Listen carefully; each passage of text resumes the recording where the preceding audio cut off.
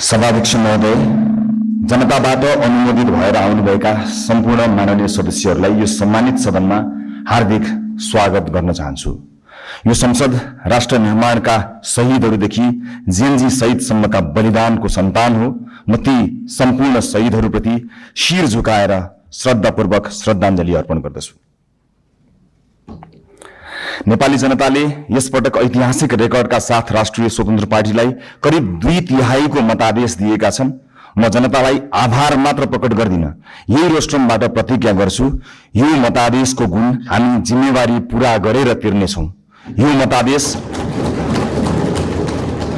मतादेशमा जनताको आशा पनि छ, आक्रोश पनि छ। मलाई थाहा छ हामीले पाएको मत समर्थनको मात्र होइन, परिवर्तनको मत हो।